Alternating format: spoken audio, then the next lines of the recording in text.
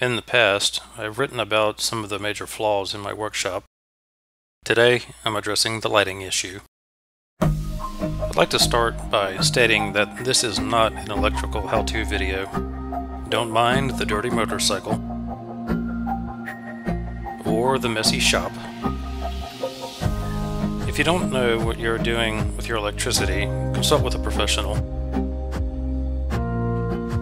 Now, I do turn on spotlights for recording, but I still wanted to upgrade my shop lighting.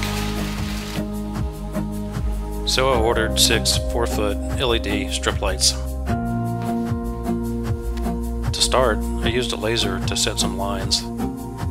Since I already drew the lights out on plan, I knew where the center points had to be.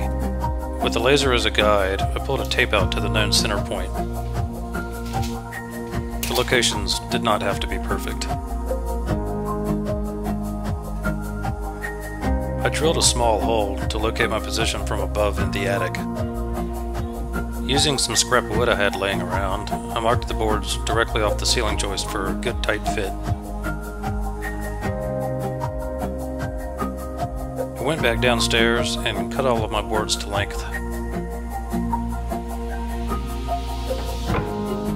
These blocking boards don't have to hold much weight as the lights are very light, but I did want some kind of structure to hold them.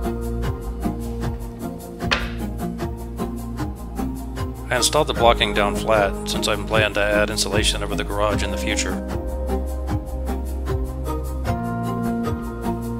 With all of my boards installed above, I screwed the light housings directly into the blocking. After removing the wiring knockout from the housing, I drilled a workable sized hole through the drywall ceiling. I started pulling wire in the attic, and I just need to make sure to reach every plastic wiring box. These particular boxes are usually installed facing down, but in this case, it's definitely easier to access the wiring from above. Using some staples, I secured each run of the wire within a foot of its terminus. It's a basic code issue.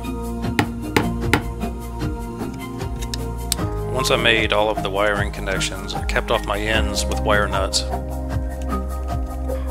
Then I pushed all of the wires down into the plastic boxes. And finally, I installed the plastic lids to the boxes.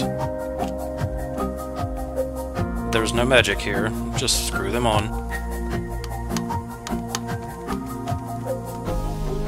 I wanted my new lights to be on multiple switches, so I cut a larger hole in the wall to accommodate the larger box that would be required.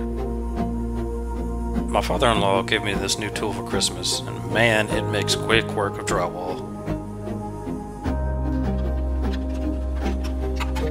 Kept the original wiring set up in place so that I could keep that individual switch for the single point light. There would be 2 new switches for the new lights that controlled each side of the shop. And those switches would serve 3 lights apiece. Getting all the wires for multiple switches into a rather small box requires just a little bit of patience. Much respect to the guys who are able to do this all day. I suppose you get better at it over time, though.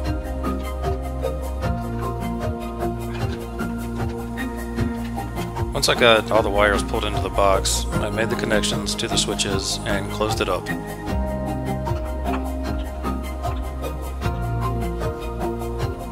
I felt pretty satisfied as I finished screwing on that last switch. With all of the electrical work completed, I went back to the lights to install the included sub-housing that would protect the internal wires and the LED driver. They just click right into place. Finally, I put on all of the diffusers. Those took a bit of wiggling, but they also just click into position. And the moment of truth. Voila! Wow, it is a ton brighter in here now.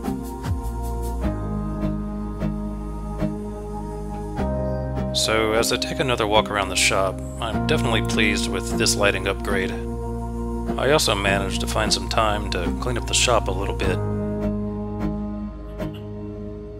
Hey, kitty.